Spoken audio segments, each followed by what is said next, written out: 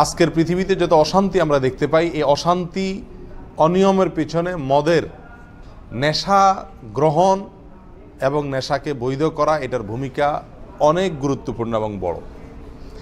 ইসলাম কেন মদের বিষয়ে, নেশার বিষয়ে এত বেশি শক্ত এবং কঠোর বাণী এবং নির্দেশ আরোপ করছে, এটা বোঝার জন্য খুব বেশি দূর যাওয়ার দরকার হয় না।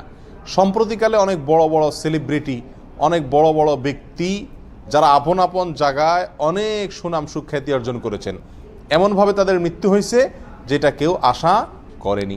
একেবারে অতি সম্প্রতি যদি আমরা দেখি, ভারতের একজন নামি দামি নায়িকা, সারা দুনিয়াতে তিনি সৌন্দর্যের প্রতীক, দেবতা টেবতা কত কিছু বলে তার ভক্তরা, যারা গুনাহ পছন্দ করে, আল্লাহর নাফরমানে যাদের পছন্দ, জাহান্নামের দিকে যাদের যাত্রা, তাদের কাছে তিনি অনেক বড় আইডল। সেই শ্রীদেবী, তার মৃত্যু হয়েছে কয়দিন আগে দুবাইতে, এবং সেই মৃত্যুটা হয়েছে অত্যন্ত অনাকাঙ্ক্ষিত উপায়ে, অনাকাঙ্ক্ষিতভাবে, বাথটাবের মধ্যে। কোথায়? বাথরুমের ভিতরে। এতটা অনাকাঙ্ক্ষিতভাবে তার মৃত্যু হবে এটা কেউ কোনোদিন আশা করে নাই, কেউ কোনোদিন কল্পনা করে নাই, অন্তত তার ভক্তরা এটা আশা করেননি। এবং তার মৃত্যুর কারণ গবেষণা করতে গিয়ে চিকিৎসা বিজ্ঞানীরা, ডাক্তাররা বলেছেন যে শরীরের ভিতরে অতিরিক্ত অ্যালকোহল পাওয়া গেছে, অতিরিক্ত নেশা করছেন, যার কারণে মৃত্যু হয়েছে। আমাদের দেশের একজন বড় প্রফেসর, ঢাকা বিশ্ববিদ্যালয়ের হুমায়ুন আজাদ, অনেক বড় একজন প্রফেসর, ইসলামের বিরুদ্ধে সারা জীবন লিখে গেছেন তিনি। মদ পান করা তাদের কাছে খুবই স্বাভাবিক বিষয় এবং এটা এনজয় করা উচিত, লাইফটাকে এরকমই মনে করেন। তার মৃত্যু হয়েছিল বিদেশে, এই ঠিক একইভাবে হোটেলে তিনি মরেছিলেন, এবং তার মৃত্যুর কারণও অনুসন্ধান করে নিশ্চিত হওয়া গেছে, জানা গেছে যে তার মৃত্যুর কারণ ছিল কি? অতিরিক্ত অ্যালকোহল পান, অতিরিক্ত মদ পান।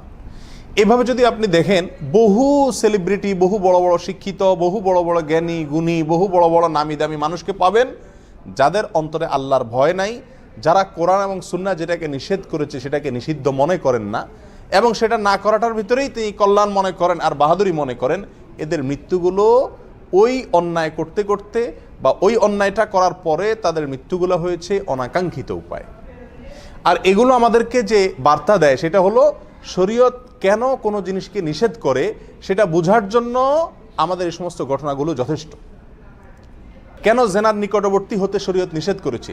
গায়রে মাহরাম নারী পুরুষ তাদের একে অন্যের একসাথে উঠা বসা, একসঙ্গে একাকী কোথাও থাকা, বিনা প্রয়োজনে কথাবার্তা বলা, মিষ্টি সুরে কথাবার্তা বলা, এসবগুলোকে শরীয়ত নিষেধ করছে। কেন?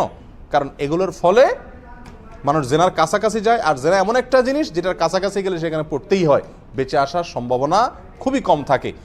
আর সেটা থেকেই বা কেন নিষেধ করছেন আল্লাহ তাআলা?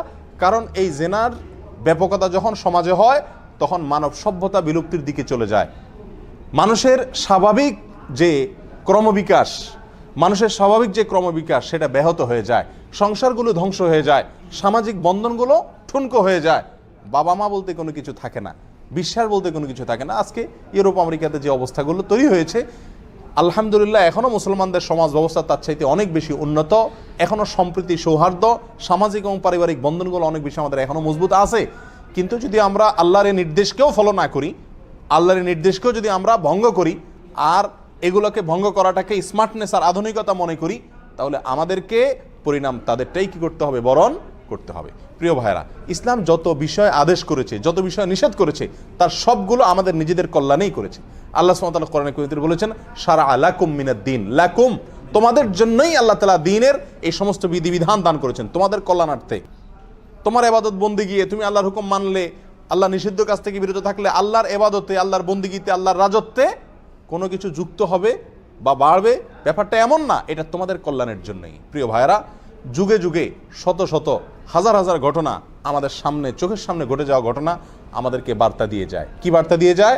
আল্লাহর নির্দেশ মানার ভিতরে কল্যাণ আছে, আর আল্লাহর নির্দেশ লঙ্ঘন করার ভিতরে আমাদের ক্ষতি আছে, ব্যক্তির ক্ষতি, পরিবারের ক্ষতি, সমাজের ক্ষতি, মানব সভ্যতার ক্ষতি, সব কিছুর ক্ষতি। অতএব প্রিয় ভাইরা, মদ এবং নেশা এই জঘন্য, এই ভয়াবহ বিষয়, নবী আলাইহিস সালামের হাদিসে আসছে, তিনি বলেছেন, যে ব্যক্তি মদ বানায়, যে ব্যক্তি বিক্রি করে, যে ব্যক্তি বহন করে, যে ব্যক্তি এটার প্রচলন দেয়, যে ব্যক্তি এটা মার্কেটিং করে, এর সাথে যে যেভাবে জড়িত সবার প্রতি আল্লাহর লানত এবং গজব নাজিল হয়। কারণ এটা একটা সমাজকে কি করে দেয়? ধ্বংস করে দেয়। এই জন্য এটা থেকে আমরা নিজেরা বেঁচে থাকবো, আমাদের অধীনস্থ ছোট ভাই বোন যারা আছে তাদের ব্যাপারে আমরা সচেতন থাকবো।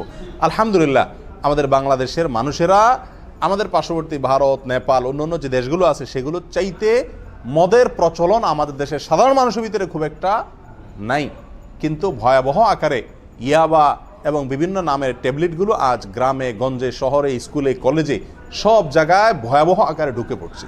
এর জন্য দরকার সামাজিক সচেতনতা।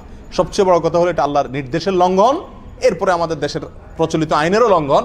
অতএব এটার বিরুদ্ধে আমাদেরকে সচেতন থাকতে হবে। নিজেদের ছেলে মেয়ে ছোট ভাই বোন তারা কার সাথে উঠা বসা করে, চলাফেরা করে, কোথায় যায় না যায় সে বিষয়ে তদারকি করতে হবে, তাদেরকে সচেতন করতে হবে, সাবধান করতে হবে, তাদেরকে দিয়েই সমাজ পরিবর্তনের চেষ্টা করতে হবে। আল্লাহর হুকুমের উপরে উঠবো, সুখ শান্তি পাবো। আল্লাহর নির্দেশের বাইরে যাব, ওই বাথরুমে, হোটেলের কক্ষে মদ খেয়ে এবং অপমানিত অবস্থায়, অনাকাঙ্ক্ষিত অবস্থায় মৃত্যুবরণ করে পড়ে থাকতে হবে। আল্লাহ তাআলা আমাদের সবাইকে আল্লাহর বিধানের গুরুত্ব বুঝার তৌফিক দান করুন। আল্লাহর বিধান মানলে যে আমাদের লাভ হবে, না মানলে আমাদেরই ক্ষতি হবে, এই জিনিসটাকে ভালো করে রপ্ত করে এটাকে নিজের জীবনে বাস্তবায়ন করার, দৃঢ় সংকল্প করার ইমানি শক্তি আল্লাহ তাআলা আমাদেরকে দান করুন।